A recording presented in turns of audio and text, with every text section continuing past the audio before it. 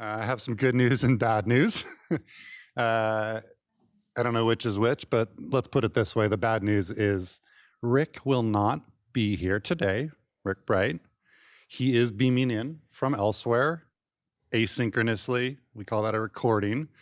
And he has the best excuse ever. I won't say which one, but one of the presidents of the United States that he's getting along with these days has taken him away from us for the day. And that was the best excuse ever not to come. So what we're going to do today is a little different. So Dr. Bright has graciously recorded a PowerPoint, and we're going to go through that. And then we have a little bit collaboration going, and I'm going to lead us through that, and we're going to have a little bit of a fun exercise, hopefully, at the end of the day. If you want to leave because you're so disappointed, that's okay. I understand. Dr. Bright's great. But we do have his recording, and so we're going to go with that. I'm not sure how many people know who Rick Bright is. I'm going to keep the intro short. He's historically an immunologist and scientist. He's led little U.S. agencies like the BARDA. He's worked for the Rockefeller Foundation, and now he's tirelessly going around the world trying to prepare us for what he calls a really bad day. You'll see him talk about resilience and about pandemics, and I'm going to talk less and let him speak, and then afterwards we'll do something hopefully engaging. Good afternoon, everyone. I'm Rick Bright, and it is a pleasure to be part of this important discussion that you're having on resilience. I'm grateful to the UCSD Design Lab for including me in this conversation, and I'm grateful to my friend and colleague Eli for all the work that he's done, not only in the field of resilience, but also in collaboration with so many to make the world a better and healthier place. And I know this from our close collaboration over the last year, working on the X Prize Brain Trust for Health.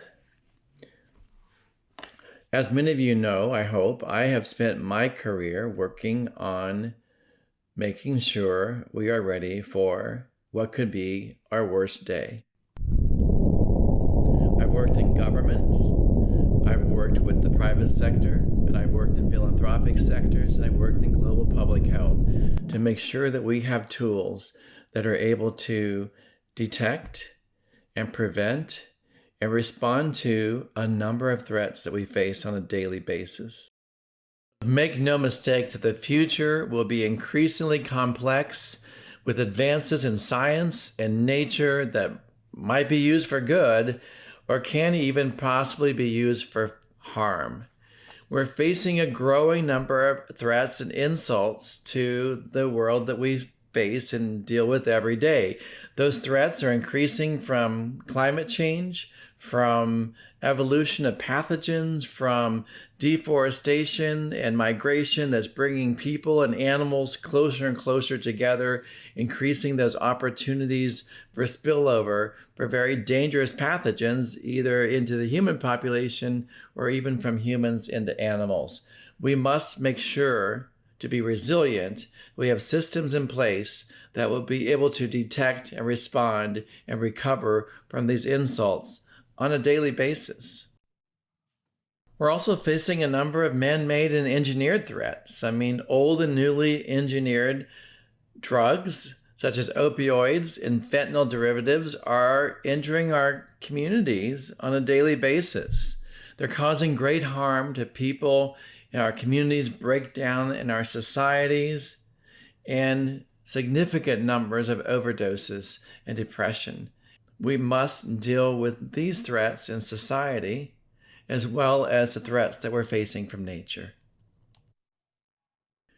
We're also seeing AMR, antimicrobial resistance, engulf us from every angle, from our pharmaceutical industries to the wastewater systems, to the inappropriate and overuse of antibiotics in our food systems, in our agricultural systems, and even in our own clinical systems, where we're having clinical practice prescribing antibiotics for infections without a diagnostics in place. So we're losing the ability to have an arsenal to combat bacterial and fungal infections, but we're also driving this resistance farther and farther downstream. So by the year 2050, we believe there'll be over 10 million cases, infections, and deaths rising to antimicrobial resistance. In addition to the threats surrounding us, we are actually ingesting and engulfing an increasing number of threats into our bodies, either from air pollutants from forest fires or other chemical releases into our air systems, or from nanoparticles and microparticles of plastic that are in the water that we drink, or the chemicals that are coming from the clothes that we wear, or other things in our near vicinity. All of these things and toxins and preservatives and flavorings that we are ingesting more and more of are taxing our internal organs and systems. They're leading to inflammation. They're leading to apoptosis, causing cell death, leading to organ failure, and even death. And if you thought the COVID-19 virus spread around the planet quickly, you haven't seen anything yet. As a matter of fact, if we were to see the emergence of a highly lethal pathogenic avian influenza virus, it could spread much faster and cause many more deaths than what we saw with SARS-CoV-2. This is a quick model demonstration funded by the Gates Foundation at the Institute for Disease Modeling, showing if we were to have a 1918-like influenza virus occur today, that within 3 months of spread, that we could see already over 10 million deaths around the world, and within 6 months time frame, about the time we would get a vaccine for influenza for one small population, we would have over 33 million deaths. In every area of threats and outbreaks that I have ever dealt with, speed has always been the most critical component of any effective response. Even the most advanced countermeasures, such as vaccines or drugs or tests, will fail unless they're present or available and affordable in sufficient quantities when and where they're needed. This is where we drop the ball in almost every outbreak. I'll be one of the first to tell you that I believe that COVID-19 was a global failure. It is time for a revolution to identify areas for improvement, to identify areas that need to be disrupted and completely overturned to be able to mount an effective response that's going to ensure that lives are saved, the economy is stable, and the planet can manage the outbreak much more effectively. I was very proud to be part of a team of amazing people who wrote this article in Foreign Affairs in 2021, where we identified COVID-19, SARS-CoV-2, as a forever virus because of our failure to contain it and our failure to have effective vaccines that prevented infection, and our failure to use tests to know where this virus was, where it was going, and how it was changing. We called it the forever virus. I believe that we can use all of the lessons learned from the last 4 years and all of the amazing technology that we have in our hands and on the horizon to make sure that SARS-CoV-2 is the last newly emerging forever virus that we will have to face. To get there, we need to rethink everything. We need end-to-end solutions from early detection and environmental monitoring all the way to how we administer a vaccine or a diagnostic or a medicine to stop a virus from emerging. We need to change our systems on how we do testing. We need to make sure that we are monitoring the environment, including wastewater and runoff water and sewage water, including air and air handling systems, not only on the ground, but in the air and in airplanes and in public spaces. All of that information is our canary in the coal mine, the tripwires that we need to know that something new has emerged and something needs to be done about it. We need to change the way we can identify a new pathogen.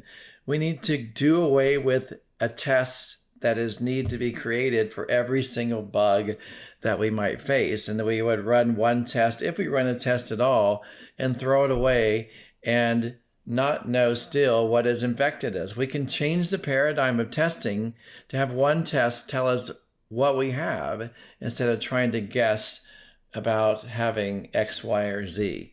We also need to change how we design vaccines and drugs. What I'm most excited about in artificial intelligence today, and I know that's a generic umbrella term, but imagine now we have all these large data sets about known pathogens and even how things can emerge that are unknown or less known.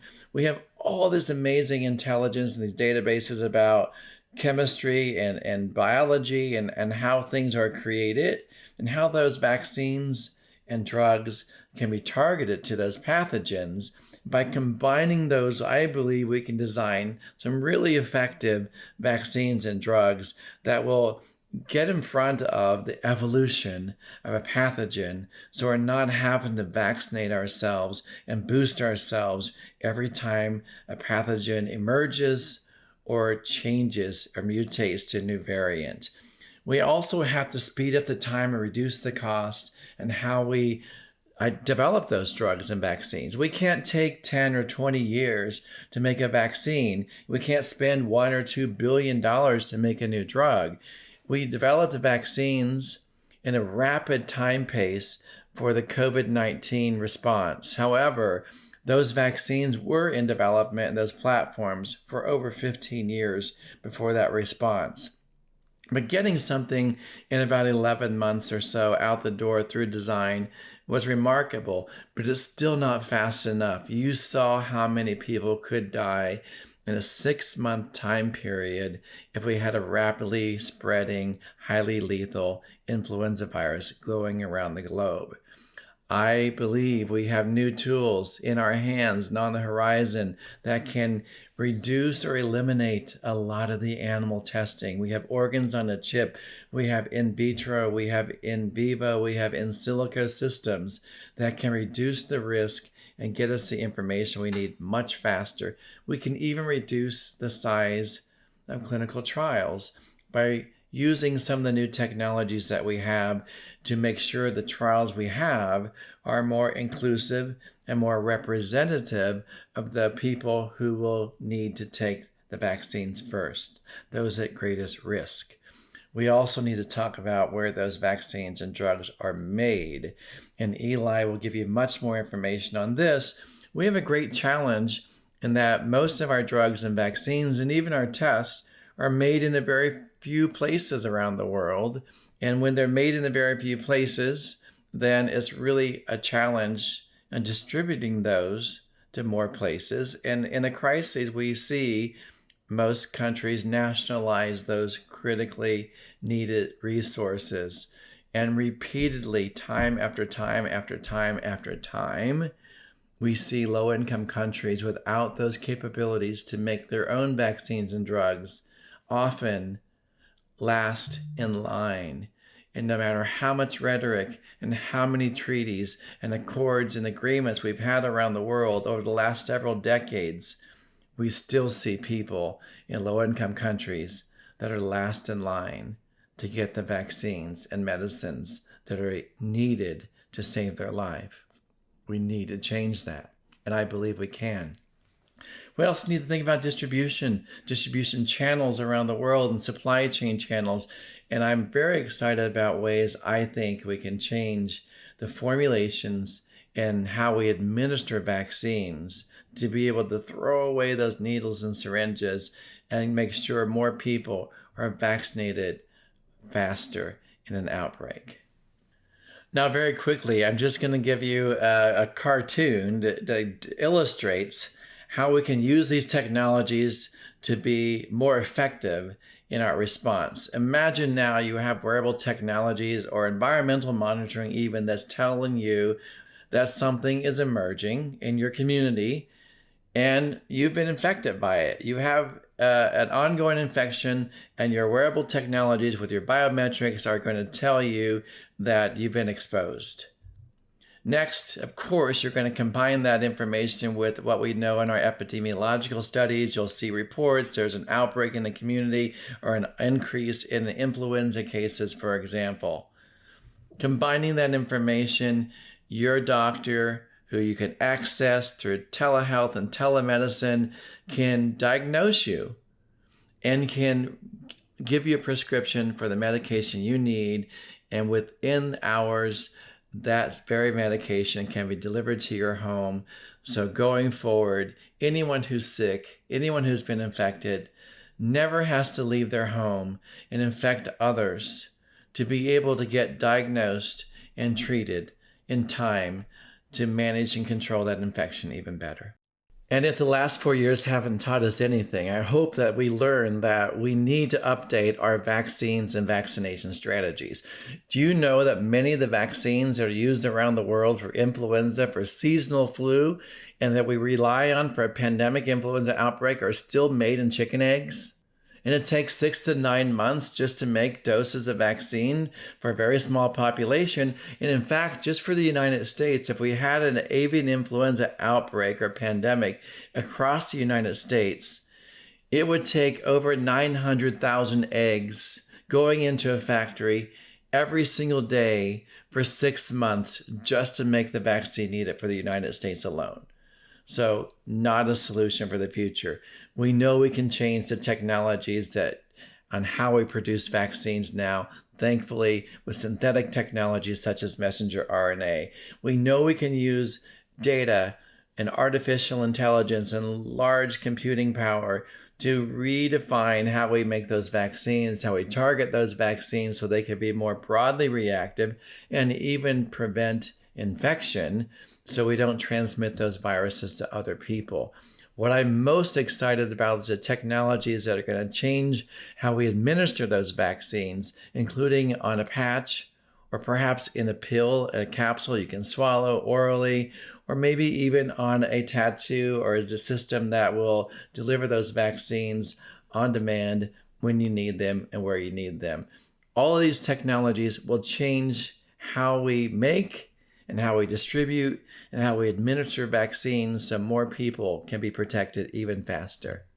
And because of that, I believe we can get in front of a rapidly spreading outbreak, even something spreading as quickly as avian influenza. Going back to the original scenario that I showed you in the time course from the Gates Foundation, imagine if we had something emerging, perhaps for example, in Southeast Asia. We can detect that really quickly with our surveillance systems, our monitoring systems, and our wearable technologies. We can very rapidly transmit the nucleic acids from that emerging pathogen anywhere in the world. And we can use a 3D printer to print a vaccine onto a patch that can be delivered and administered into the home to protect the ones you love, all in a matter of days instead of months or years, as we've seen in the past. This is the future of biotechnology and our biomedical response. Now I will posit one additional thing that Eli and I have been working on. Imagine we have really powerful drugs, such as antibiotics, such as chemotherapy for cancer, such as pain medications to enable surgical procedures. But what happens when all of those drugs are produced in just a few places in the world? And what happens when the manufacturers of those drugs decide they don't want to produce those low-cost generic medications because they want to use their limited capacity to make those newer drugs that are still on patent and they can make a much bigger profit from? That's what we're seeing today. It is an inequitable access to life-saving essential medicines.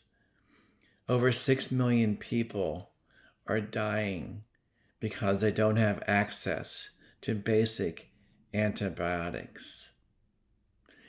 Imagine the crisis we're seeing today with an increase in syphilis and congenital syphilis. Many of those cases are occurring because we don't have the basic antibiotic to treat pregnant women before the baby is born. Over 90% of the cancer centers in the United States are experiencing shortages of chemotherapy because these low-cost generic medicines are not produced in sufficient supply. And in 80% of the world, in the world's poorest countries of the world, I should say, they have zero access to pain medication, basic pain medications needed to be able to perform routine surgeries. We have a problem with access in the world. We have a problem with inequitable access in the world. And I believe that we can do something about that.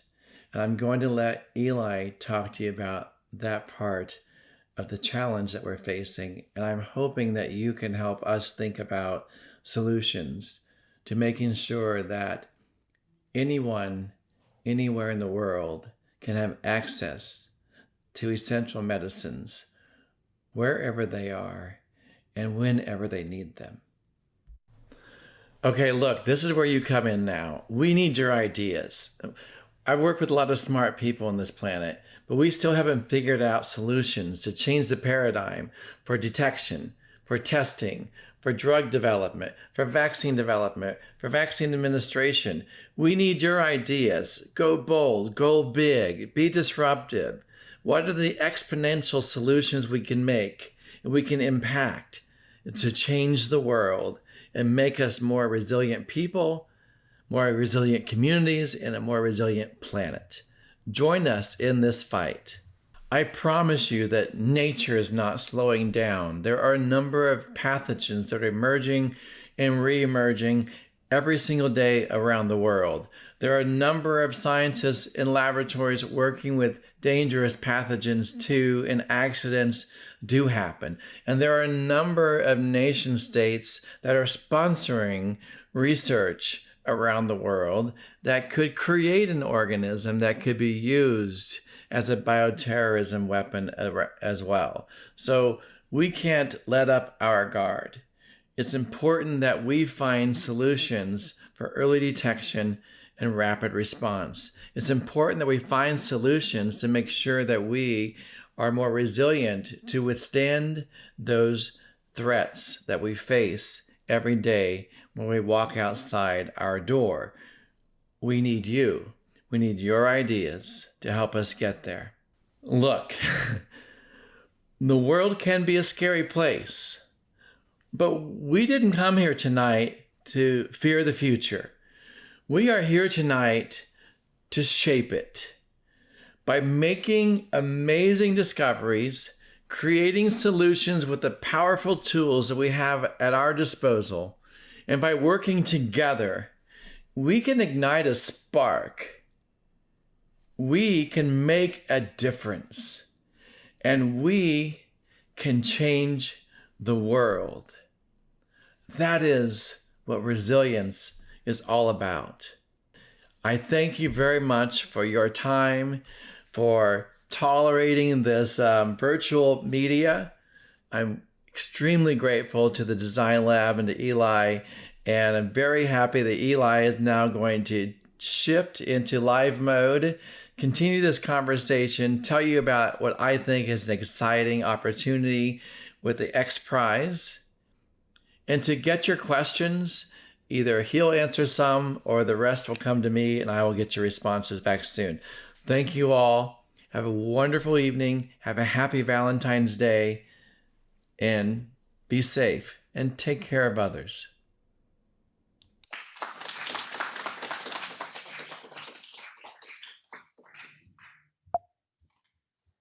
Anybody feel weird clapping when somebody's recorded something? I think you can watch this later. Why don't we hold on questions? One of the things we'll do is if you have questions directly for Rick, you can send them to me. We'll transmit them to Rick. We'll get them back to you. And we also, if you have a few minutes, can talk about what he talked about. So he teed up something we're working on with a larger team that fits with what he was talking about, and I'd like to talk to you about today, and then maybe engage you if you're still awake. So I'm going to start with the disclaimer. So Dr. Bright mentioned we were working together at the Visioneering for the X Prize. How many people here know what the X Prize is? One person. Okay. Google X Prize while we're talking. This is one of the preeminent not-for-profits putting challenges out to save the planet. They're a great group. We're all honored to work with them. And so the way they work is every year they have a new challenge, might be a $100 million challenge to improve human longevity or change the climate.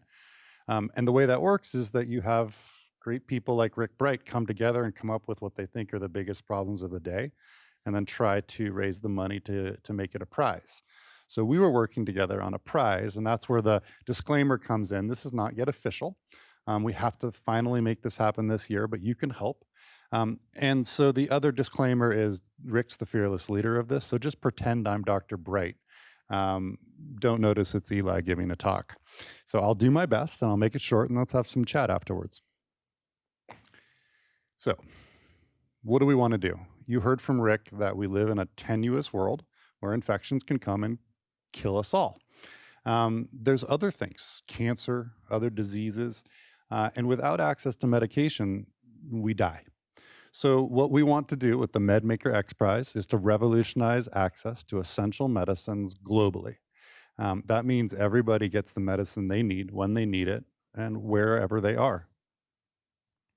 I think Rick touched on this a bit, but over 5 billion people worldwide lack access to essential medicines. So over half of our world's population is not getting the drugs they need to live a fruitful and healthy life, for their kids to grow up without congenital malformations, for their parents not to die of cancer. This is real.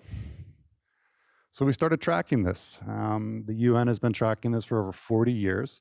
There's literally a list of medicines that are more essential than others, that if we run out of, more people die. So we call them essential medicines.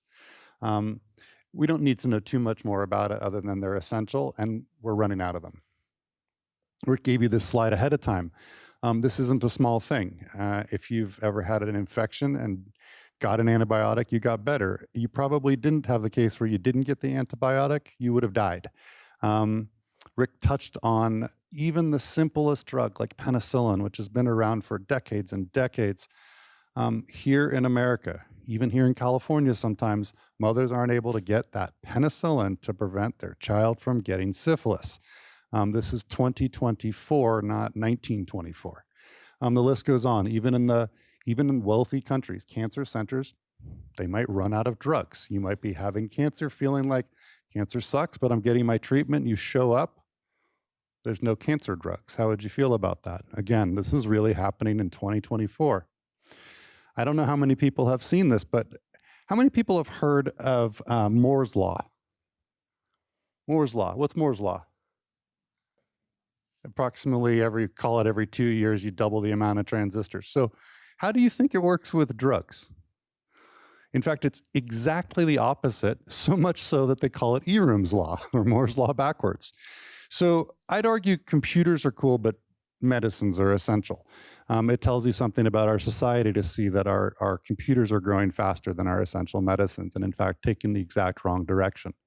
So and I'm going to say Dr. Bright and team's audacious goal is to democratize decentralized drug production, making essential medicines accessible on demand to anyone, anywhere they are needed. As Dr. Bright said, the system isn't fair today. We need something that's fair. So the winning team, X Prizes are just modest affairs. The winning team will transform how the world accesses medicine. Not a big deal, right? They'll make medicine that is accessible. That means if we are in the Himalayas or sub-Saharan Africa or Eastern San Diego, we all have the exact same shot at getting the medicine we need. You can't just throw medicines over the wall, hope they work, and assume everybody's done good quality control. So we need to treat these medicines like they were going through the highest level of regulatory approval, no matter where they are. Anybody here who's creative has probably already thought about, if I had my own little box to make medicines, maybe I would make that do other things. So the idea of having biosecurity around people not misusing advanced medicine delivery devices, and also not having those devices hacked. So when you think you're taking Tylenol and it's Tylenol and not poison. As we get more advanced, the ways people can be creative and hurt you get more advanced too. So something to think about. We need to be ethical. We will certainly have powerful technologies we develop here. So far, I think what Dr. Bright has shown is, in general, powerful technologies go to rich people. That's not the way that this needs to roll out. It needs to go to people who need it. So we need ethics. We need fairness behind this. And ultimately, our society has drawn great power from destroying our environment. And so one of the tenets of the MedMaker is that we will do this without destroying our planet to save ourselves. And so it's just a modest outcome of disrupting, democratizing, and revolutionizing the pharmaceutical discovery and delivery for good. I will say that we have disrupted, democratized, and revolutionized the delivery of narcotics, fentanyl, et cetera. Amazingly creative ways these drugs are produced and distributed. We need those kinds of advances and more for our own pharmaceuticals that are to help us and not to addict us. This is the future, and we need to make it happen. I want to quickly thank our fearless leader, Dr. Rick Bright, who has a great excuse for not being here today. There's also a team behind this: Ashley Bennett, Daniel Kraft, Shauna Butler, and others. And the X Prize really makes this possible. Daniel Kraft, giving a shout out to one of the greats at bringing people together for good things. Susan Emmer and Jamie Justice. Sorry, Dr. Justice is E, not S. And Peter Diamantis, the founder of X Prize. So, what time is it? 30 minutes. I want to have a little discussion, if anybody's game for it, on how to make MedMaker real. What does that mean? So we're going to raise the money. We're going to raise maybe $100 million and tell people if they can make MedMaker, they can have $100 million. So that's a nice incentive. But the real trick is, how is it in the next 5 years? We're going to make the technology that makes it so not necessarily this candy box here, but something that's real. And actually, it could go in your home or in your village and produce any medicine you need in 24 hours or less. We mean this. I'm going to not tell you some of the ways we know this might work, but let's just have a discussion on what people think the major barriers might be, the creative solutions, and anything else that's on your mind. And if you do have a question that's off track for MedMaker, but on track for Dr. Bright, you can say that. I'll try to remember it, and we'll do our best to answer it. So, let's see. You have a mic over there? Who's brave and wants to talk about MedMaker? All right. I did want to try one new thing. Can you say your name? Yeah. My name is Luke Liam, and I'm a grad student at UCSD. I think that maybe you have to differentiate between patent drugs and off-patent drugs, because I think the off-patent drugs are much more achievable. Like $100 million would do a lot towards, making off-patent drugs available to much larger population versus patent drugs, because otherwise you'd be fighting the pharmaceutical business. Is there a reason why fighting the pharmaceutical business is bad? I don't think you will win. So we don't need zero-sum games for sure. Yeah. And this has actually been brought up. There are certainly lower hanging fruits than higher hanging fruits. Generic critical drugs are certainly number one. I think the best case is to co-opt the pharmaceutical industry, get them to work together. There's a strong non-combative, peaceful resistance in this group that if the pharmaceutical industry is a problem, I call these attributable deaths. For instance, if you were running a country and you made a decision that we would do or do nothing on something and people died because of it, that inaction is murder. So if you run a company looking into the camera and you have the ability to make drugs that save lives, but you don't, that's an attributable death, and we'd like to count those. But we're not starting a fight. But it is a good point. The generics are really critical and a way to go. Who's next? Middle back. Hello, my name is Millie Root. I agree that there's no way to do this without going against Big Pharma, because it's like the antithesis to what Big Pharma is. And so I think it's important that you are like having that, like you're a forefront point in this whole thing. I think that's really important. I guess I kind of just want to have questions about the whole thing. Like, what would co-oping drugs look like? Do we even need to include like the companies themselves? Or can this be like a more like universal healthcare situation where it's like we're taking the company idea out of the whole, like separating the idea of companies and like medicines completely, and making medicines their own thing instead of like having them have any connection to like capitalism or monetary or profit. I don't know. That's just kind of asking questions to lead to other. Oh, I love the answers, question. Yeah. So maybe we can separate the two. So one, you know, there's a question of economics, right? And there are people that believe that if something is good and important, it can only be done by governments. It should only be done by people. Others believe if it's good and important, it could only be delivered by industry. Whichever side you believe, the current industry isn't delivering that. And when you think about, you know, I don't want to get off my rails in politics here, but you can think about it, whether you're living in a country that was purely everything's owned by the government for the good of the people, or a country that is everything's owned by industry, maybe even for the bad of the people. In both cases, you have things that look like businesses. There's people who are delivering this or delivering that. So there is there's an economy to this that's going to have to be new, no matter what, and it can't be siloed, and it can't be controlled. Think about 80 to 90% of all medicines are coming from 5 countries, and the majority of the ones we care about from like 3.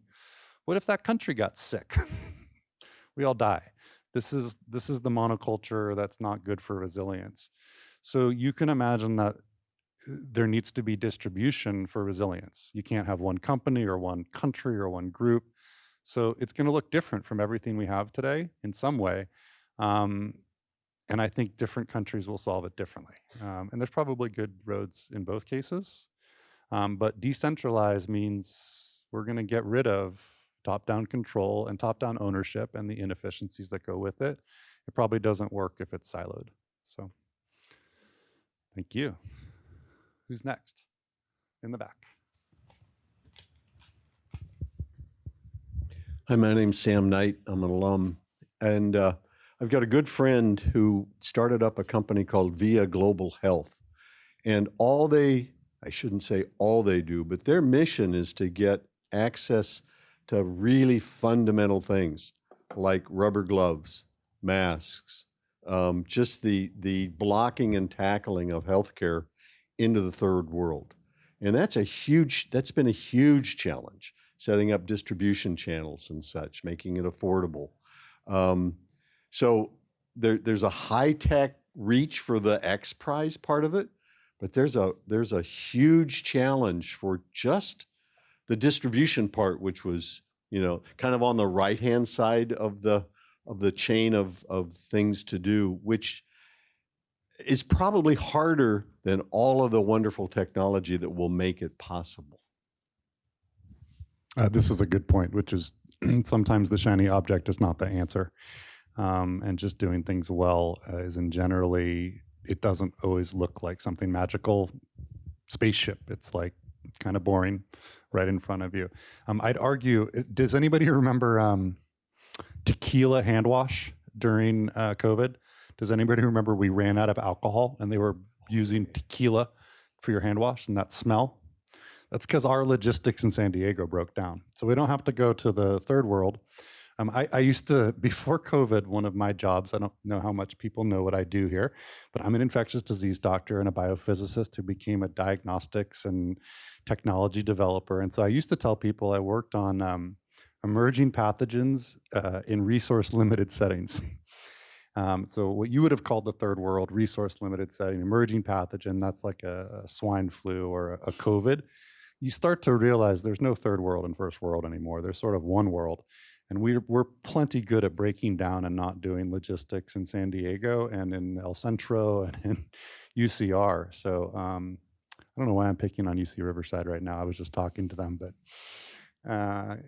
I see an eager hand, but you don't have a mic. One sec. Thank you for the, Sam. Okay, so like we've all been talking about the technology and solutions. And like I know earlier we mentioned that we had like simulations of a pandemic that killed hundreds of thousands of people, right? But like we don't need a simulation. We have a pandemic that has probably caused hundreds of thousands of excess deaths in its first year, and it's still with us today, infecting 1 in 40 people, giving like 1 in 10 or 1 in 4 people long-term symptoms, possibly affecting their immunity, that sort of thing.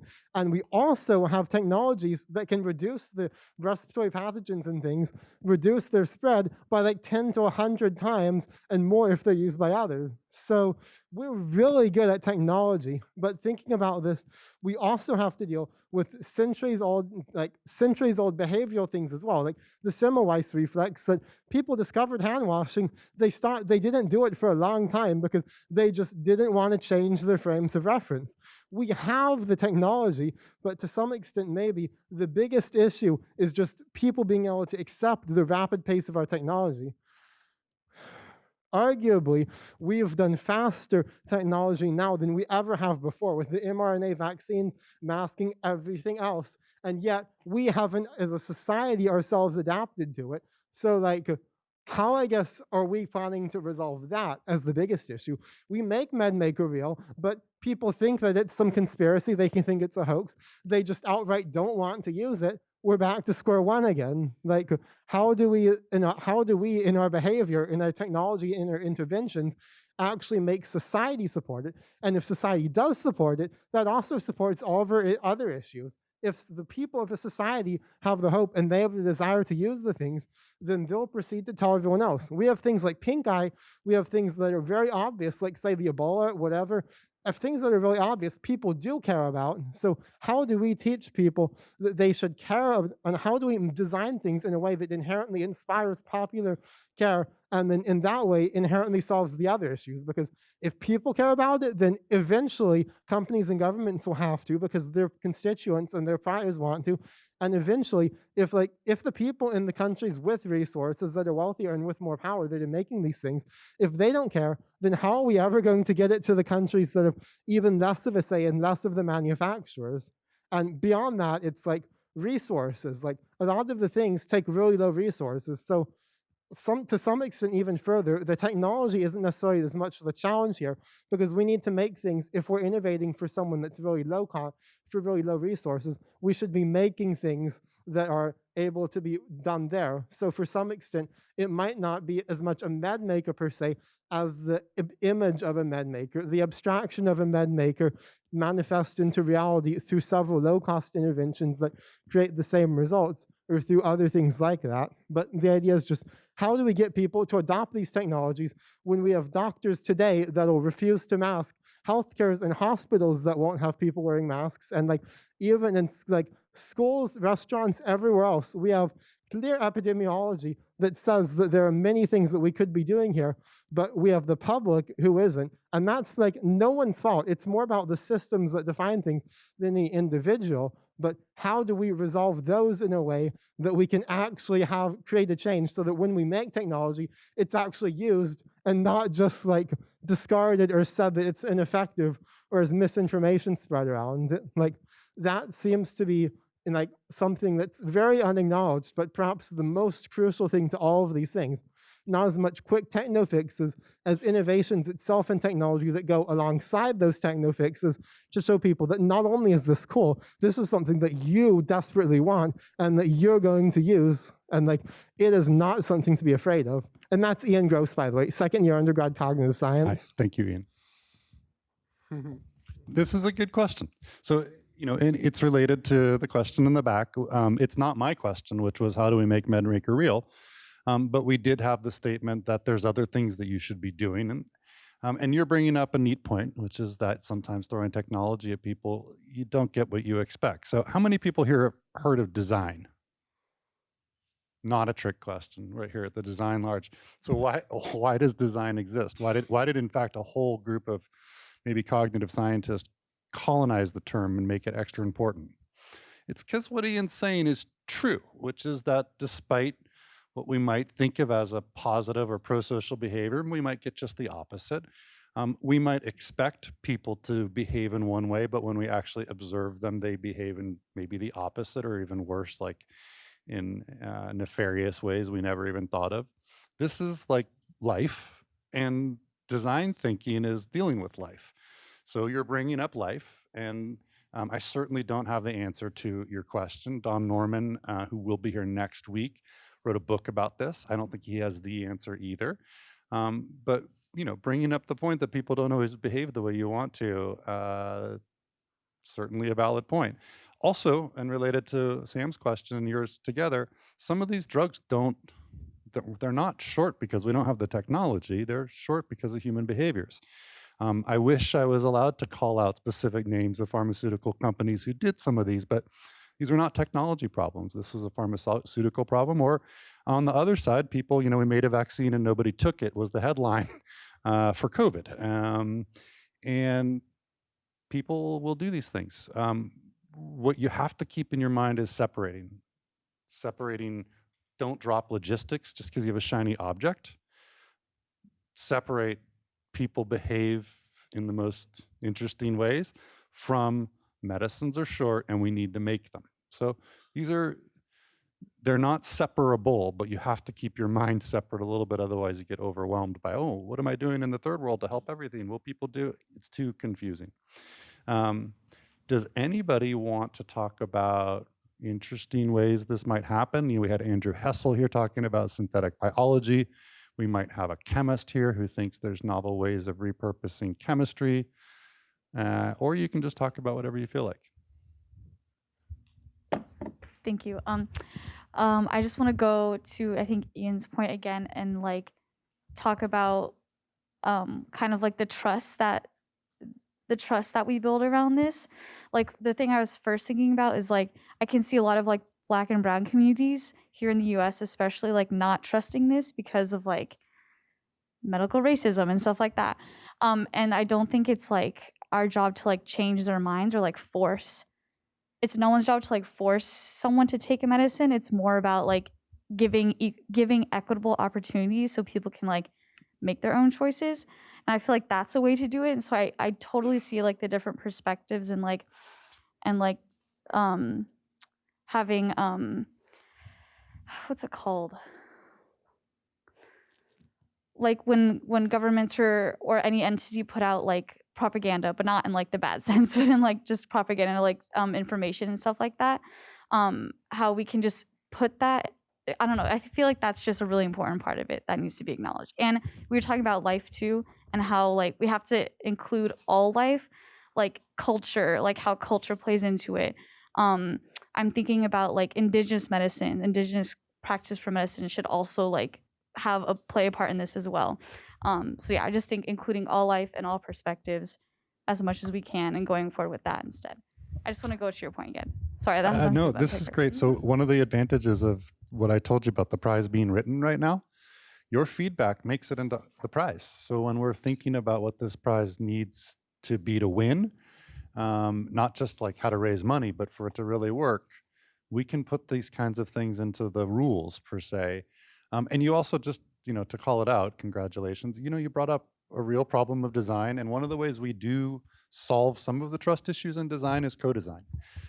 Certainly if Eli designs it and hands it to a community that's never heard of Eli, the chance of it being trusted are low. If the community designed it, maybe higher. Folks who are leaving early, you're going to miss your chance to ask Don Norman a question. That's okay. But thank you for bringing up. Ian, you look like you want to ask another question, but which is okay. We have another one over here.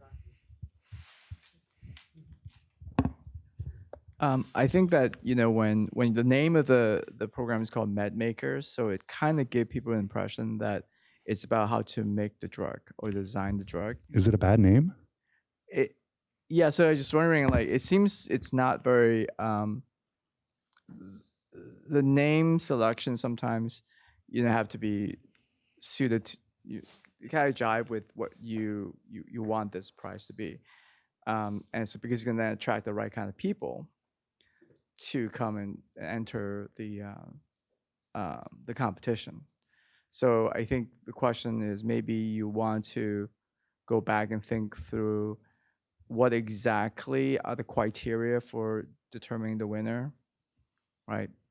Otherwise, you're going to have someone who come up with a drone program for delivering a drug, and another person coming with a, you know, trying to design a cure for cancer, right? So how are you going to be really the judge between these wholly very, very different projects? I am burying some of the details of how the prize design would work, which is what the X Prize works on for the whole next year. But you bring up a great point. And anybody else who wants to complain, does anyone know what Kaizen means? Has anyone ever heard of Kaizen? Another one, just Ian. So this is where like lean and quality improvement come from. But really what it means is when somebody tells you you've done something wrong or finds a problem, you should thank them. It's a jewel. So if our name is not good or anything else I've said is bad, tell us. We thank you. So thank you. And any more, one last question, and then we can have a quick statement from Ian at the end to close our day. Any other questions? Yep. Hi, my name is Jillian. So sorry if I get this wrong, but it's just you're trying to make like a mini like 3D printer that can print all these drugs and like create it. Is that part correct? The technology, a 3D printer is an analogy, but it's probably not very close. Yeah. Replicator from Star Trek too, but this could be using synthetic biology that has bugs making stuff. It's not necessarily like a additive printer, but you know, the metaphor holds. Okay, because I guess my question was, I was thinking more on the like environmental aspect of it, and you know, I don't know much about the medical side and like how drugs are made and like how, if they're mined and whatnot, where they come from. I think like animals, I know the blue crab thing for vaccines. So I don't know. I guess my question would be, how do you keep producing these drugs, even if it's like a maker that produces drugs? Like, did people like feed materials into it and then it produces it? So imagine we've had a couple folks here who I'm going to answer, pretend like I'm them. So we had Andrew Hessel here, Pinar Yoldis. These are synthetic biologists. So staying away from modern chemistry, which is very cool and I'm a fan of, and just talking about synthetic biology, almost every drug you've ever heard of came from a bug already. And those bugs work for free. They only take sunlight, air, water, and a few nutrients, and they will pump out this drug until their lifeline runs out.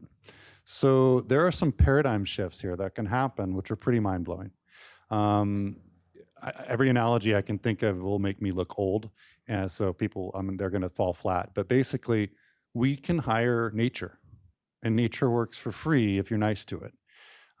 So as we change the technologies here, a lot of the problems fall out of their way too. We might create new ones, runaway bugs, hacked bugs, but we don't have to be stuck in sort of the old thinking.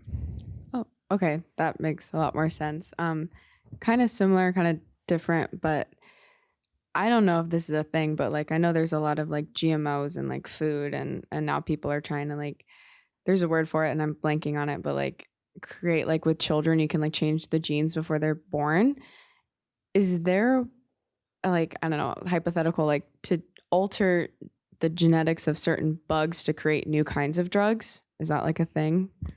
That's what we're talking about. I think it's less controversial than eugenics or biohacking or making genealogic changes that affect your, your gene line. But this is the same fear that I think in some ways people have around GMOs, but it's already happening. I just don't think people realize that many of your biologic drugs that have changed your rheumatoid arthritis or your psoriasis, their antibodies, those might come from an E. coli that's been hacked or a yeast, and we just didn't tell you. So the future's here. It's maybe people aren't filled in on yet, and as they learn more, some will be excited and some will be afraid. And this goes to the human factors. People will behave in all the ways possible. And I think this goes to trust and transparency, which is you could hand $1 trillion in the answer to somebody, but if they don't trust you, they won't take it. So this requires us to be very transparent, slow moving sometimes. People need time to acclimate. And just having the answer is not always smart. You have to work with people. So it's a great point. A lot of good points. Thank you. Ian, I'm sorry, we got a question and I'm gonna give it away because it's a real question. Go for it. Yeah, so I'm Joshua. I'm also a designer, and it's been really fun listening to these questions because it shows that everyone in here has this design thinking. Because we're taught a lot that our goal as designers is to make sure we're asking the right questions and like solving the correct problems. And I thought it was very funny that we started by posing this X Prize project where we're trying to make this MedMaker, which is like a medicine replicator that can be allowed for decentralized medicine production. And the immediate place that was gone to was like, our distribution is really bad. We have like 5 companies. Humans aren't going to use these. How did you guys decide that this MedMaker is the direction that you want X Prize problem solving to be going towards? I will answer that. So we often tend in not necessarily in design thinking to come up with the answer before you know the problem. And Don will tell you, got to solve the right problem. We haven't actually come up with the answer yet. There's a whole year, and the MedMaker, and now these comments are making me at least think maybe the name is not perfect. The idea is that Rick Bright started this with the problem of a shortage of essential medicines. He didn't come up with the solution. MedMaker makes you think that it's a solution, but really we don't know the answer. And so your point is valid, but we're also less hammer nail than it seems. And I think it's a little incontrovertible that essential medicines are in short supply and people are dying, and that's a problem. And that resonated with people at the X Prize, and there were lots of other problems out there, and this one came to the top. So it's a problem that people think is real. And the key here is that, and it's being brought up, is that it's not just a technology problem to be solved, just with more electrons and AI. It's complex, wicked problem, what we study in the design lab. All right, so I'll make a quick announcement and then I'll let Ian close the day. How are we organizing this, Navarro? We're going to email it? Oh, that's so easy. So I'll just tell you. So we have the honor of having Don Norman. Did I already ask if people have heard of him? He started this place and he started this series. He'll be coming. He wants to do things a little bit differently in that he wants to field some questions. I was a little afraid of having it be everybody raise their hand at the same time. So we're going to do this as 10 questions for Don Norman, and they're going to be pre-selected. Everybody here has a chance to ask one question, but it's a lottery and only 10 will make it through. And then if there's some extras, we'll do that. So Navarro and team are going to send out, we'll send out an email. Please do come up with your great question for Don Norman. And we'll figure out, maybe I'll ask it and give your name, or you'll get to stand up. But we want to try to make sure it's a little organized. So do think of that great one question for Don Norman, get it into us, and we'll ask Don. And then close our wonderful meeting, Ian. Oh, yeah. I was just thinking, even Hadley, a bit more than just socially. I think that MedMaker might be interesting to address through an entirely transdisciplinary lens. Engineering, physical, social, and formal sciences and even the humanities, because there's been some literature writers that have similarly written about the need for hope and for consideration and building hope in the population in order to be able to accept in dialogue, which is fundamentally what the process of science is, making meaning and making connections between people. So in the spirit of Valentine's Day, that sort of meaning making, attaching meaning and love to others and to humanity and to our research, I think could be an interesting spirit to think of, looking beyond just our fields to break silos and engage in research in interdisciplinary to better make ways that are innovation and diverse teams beyond just what we currently conceptualize as diverse. So a happy Valentine's wish to everybody. Thank you, Ian. We love your participation. So thanks, everybody. You're free to go. Happy Valentine's Day. Don't get COVID.